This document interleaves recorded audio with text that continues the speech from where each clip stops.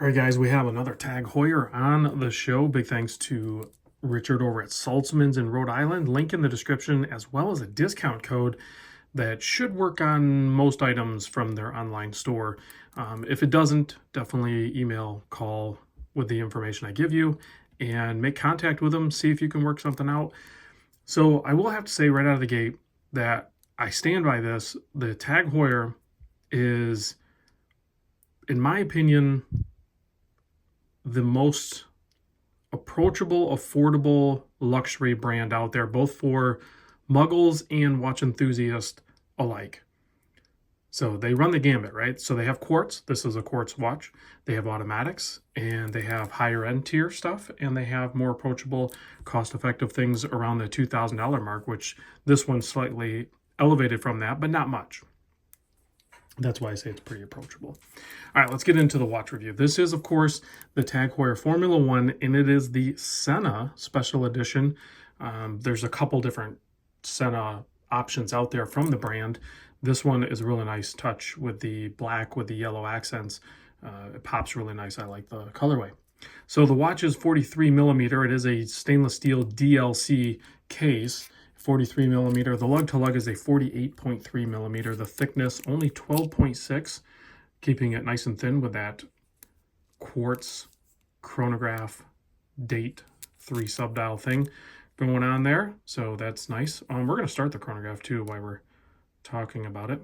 You can see you have your quick count, your 1/10 second running down there at the 6 o'clock subdial. And then of course you have your very thin chronograph hand ticking away, keeping track of the overall time.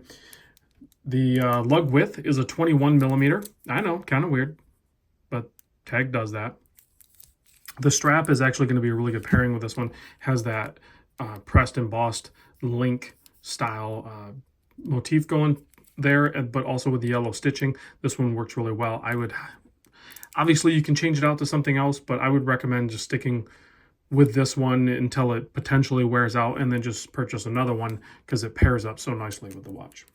The crown, oversized at 7.8 millimeter, also signed with the Tag Heuer shield. Also, being screwed down keeps the 200-meter water resist going on there, so it is a very durable everyday sports watch. Has that black, almost anthracite look to the dial just because of the pattern that's on there, but it is black. But the way it reflects light, it just kind of gives it more of an anthracite gray. Actually, I think it is technically a gray dial when you look up the description of it. But, at distance, it just looks black. It's such a dark gray. And then you have a really good contrast with that yellow, trimming out the subdials. You have your running seconds near the 3 o'clock position, your date at the 4 o'clock position, and then you can see your 1/10 counter down at the bottom has already made its full capacity and has come to a complete stop. And then your 30-minute counter is going to keep track. We're already 1 minute in, nearing the 2-minute mark, so it should just tick over. It doesn't slowly drag over, it ticks over. So you'll see here that in about 6 or 7 seconds here. So, and click, jumps over. So, and then the reset on the chronograph, you stop it, it sweeps back. This is a Swiss quartz chronograph movement. I believe it has a few jewels. I couldn't find exact data on what one they're using, so I'm not sure if it's a Ronda or an ETA or whatever it is, but it is a robust movement nonetheless. And then the Caseback, very cool, has the Senna helmet, Ayrton's Senna, his helmet there, and then some other tag information there, water resist, 200 meter, all that good stuff. Part numbers, it is a screw-in Caseback. The part number on this one, I have the tag here. I'll put it in the description too, but that's that part number right there if you want to pause it. And the price point, about $2,500. That's where it lands.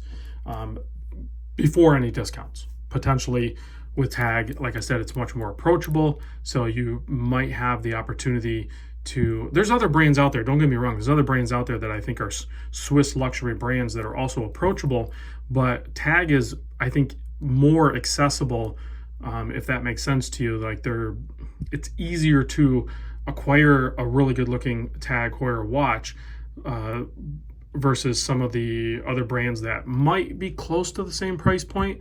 I think Tag just does a better job of it.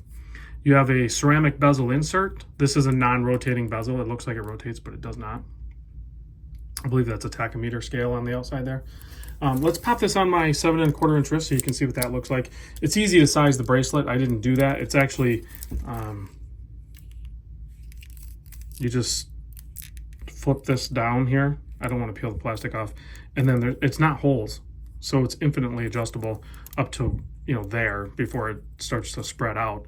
So, but that would be pretty tight. So you just flip that open, slide that down, and then lock it down. And that stays tucked underneath, so it's a nice clean profile on the bottom side of your wrist. But there it is on my 7 1/4 inch wrist with that 43 millimeter. I know is a little bit larger case size. Some people might not work for them, but with the 48 millimeter lug to lug, it definitely makes it more approachable. And then of course the black DLC also presents the watch a little bit smaller on wrist. Black watches just seem like they look a little bit smaller on wrist traditionally over the stainless steel, raw stainless steel counterparts. Let's give this a quick blast with the UV light. I don't think it's really necessary. Tag also does a very good job with their Lume and their anti-reflective sapphire crystals. But you can see there tons of green Lume, very legible on the hour-minute hand, all the markers, and that big bold 12 up at the top for orientation. This thing is very legible. At night, probably more so, even during the full light situation with the black framed hands and stuff like that, you can still see it pretty dang good. I think for such a busy dial, it still does a good job. Thanks for watching, guys. Catch you on the next one.